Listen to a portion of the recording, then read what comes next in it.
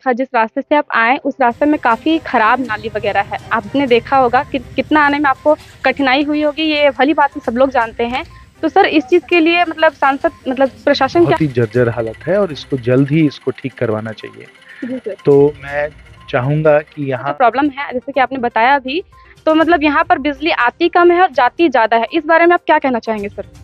मैं तो यही कहना चाहूँगा, हेमंत हटाओ, झारखंड बचाओ, क्योंकि और 11 अगस्त 2023 को सुप्रीम कोर्ट से एक निर्देश आया कि हम बीएड अभ्यर्थी पूरे देश से, ना सिर्फ राज्य से, पूरे देश से निष्कासित किए जाते हैं। नहीं मिल रहा है, बहुत सारे बेरोजगार घूम रहे हैं, तो उनको पीआरटी में सम्मिलित किया जाए। और ये तभी पॉसिबल है जब हमारे सांसद महोदय इस सत्र में जो सम्मिलित होना है उसमें ये बात को पूरी जोर शोर से है सो बहाल करेंगे। कि अभी जो 18 से 22 सितंबर के बीच में जो केंद्र में संसद के द्वारा इस बैठक बुलाई गई है 5 दिन का, उसमें हम आपके चैनल के माध्यम से सांसद महोदय, हमारे क्षेत्र के सांसद महोदय, हमारे क्षेत्र के विधायक प्रतिनिधि, हमारे क्षेत्र के विधायक और राज्य के मुख्यमंत्री, ये सभी मिलकर हम बीएड अभ्यर्थियों के लिए एक कदम उठाए कि संसद में जो विशेष सत्र 18 से 22 सितंबर के बीच में चलने वाली है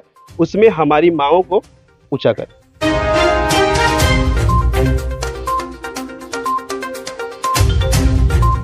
नमस्कार, मैं यास्मीन और आज हम मौजूद हैं हजारीबाग जिला अंतर्गत बिष्णुपुर प्रखंड में और आज हमारे साथ मौजूद है हजारीबाग सांसद जयंत सिन्हा जी। तो आइए हम इनसे बात करेंगे कुछ यहाँ के बारे में। नमस्कार सर। जी नमस्कार। सर आपसे मेरा एक मतलब मुख्य सवाल है कि यहाँ पर अचानक आने का विशेष कारण क्या रहा आपका? कोई अचानक कार्यक्रम नहीं था। ये कार्यक्रम हम लोगों ने 2-3 दिन पहले ही बना दिया था और उसको प्रकाशित भी कर दिया था। तो वैष्णोगढ़ के सब वासियों को मालूम था कि आज हमारा यहाँ दौरा है और दौरे में हम लोग जो पूरे क्षेत्र में कर रहे हैं, हम लोगों ने वैष्णोगढ़ में भी किया और वह है जन संवाद। तो जन संवाद में ऐसा है कि हम लोग क्षेत्र के जनता के साथ बैठते हैं, मुखिया जी रहते हैं और जो भी समस्याएं होती हैं उनका निवारण जल्द से जल्द करने का हम लोग प्रयास करते हैं। इस बार हम लोगों ने इसको गोविंदपुर में किया और फिर बनासो में जन संवाद हुआ और जो वहाँ बातें निकल के आई, जो समस्याएं निकल के आई, उनका हम लोगों ने अध्ययन किया। हम लोगों ने देखा कि प्रशासनिक तौर पे कैसे उनका समाधान किया जा सकता है और वो प्रशासनिक सहयोग हमने उनको दिलवाया भी, चाहे वो बात बिजली विभाग की हो, शिक्षा विभाग की हो या पीएचडी की हो। इन सब अधिकारियों से हमने उनकी बातचीत करवाई और उनको हमने कहा कि इस प्रकार से समाधान किया जा सकता है। जन संवाद के तत्पश्चात हमारे यहाँ साथी श्री विपिन सिन्हा जी, जो पूरे मांडू के सांसद प्रतिनिधि हैं, उनकी तबीयत ठीक नहीं थी तो जरूरी था कि मैं उनसे आकर मिलूं। तो उनसे आकर अभी हम मिले हैं और सब हमारे मान्य कार्यकर्ता बंधु भी यहाँ उपस्थित हैं, उन सब में हम लोगों ने चर्चा की। जी सर, आप आए, बाहर आई सर, मतलब विष्णुगढ़ क्षेत्र के जितने नागरिक लोग हैं उनकी तरफ से तो मैं आपसे करना चाहूँगी।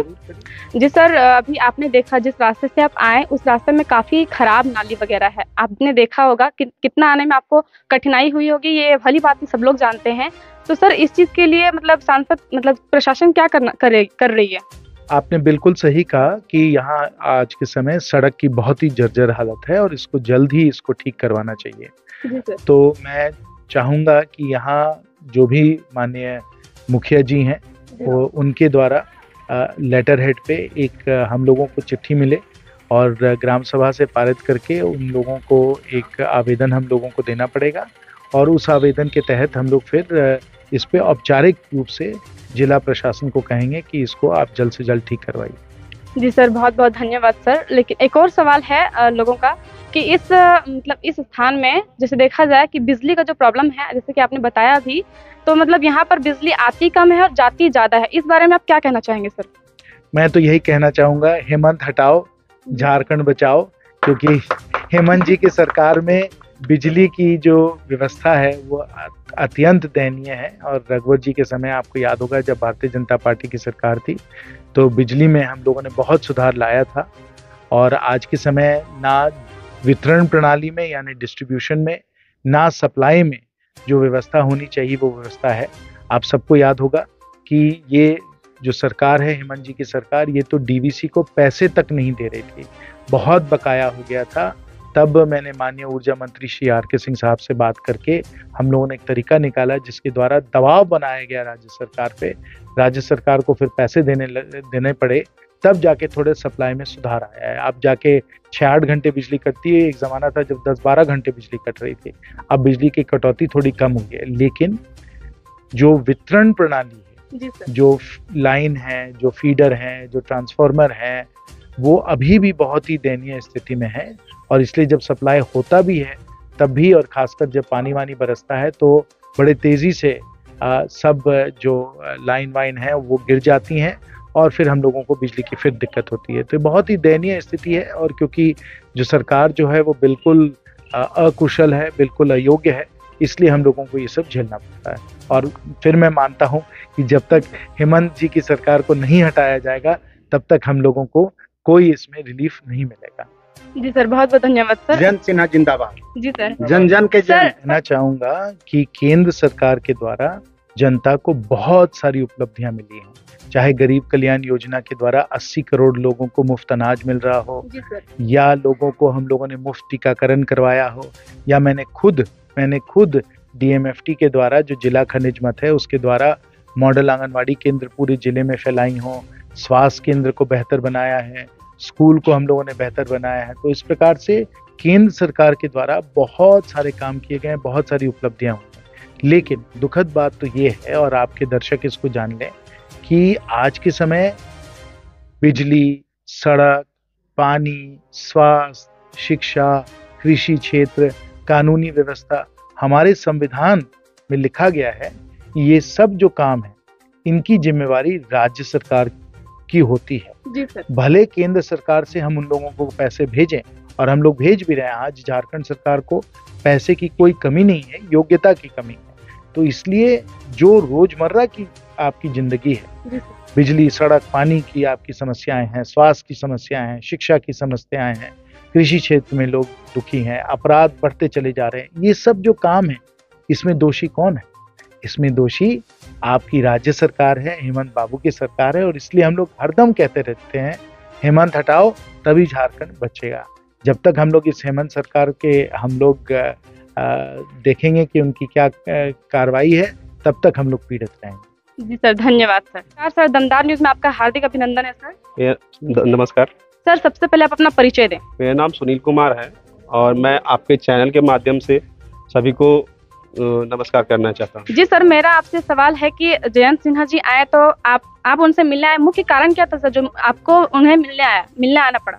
अभी आप हमारे साथ में जो भी अभ्यर्थी देख रहे हैं ये सभी B.Ed अभ्यर्थी के लोग हैं।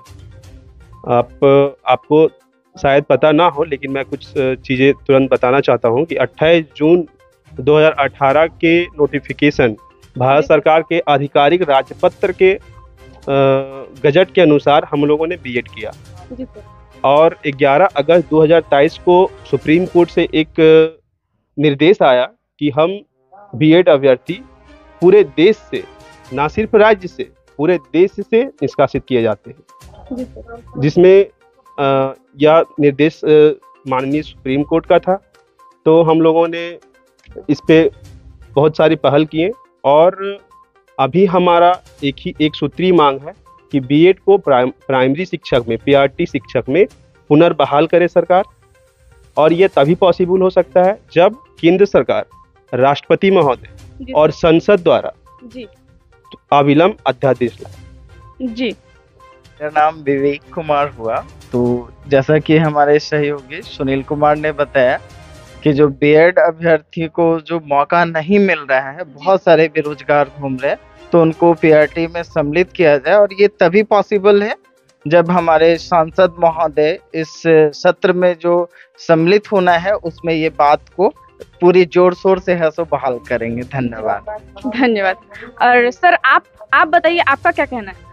मेरा कहना है कि जल्द से जल्द सरकार एक कोई अध्यादेश लाए और हम लोगों का पुनर्बहाल करे PRT में। जी सर, बहुत अच्छी बात है। और आप कुछ कहना और चाहेंगे सर?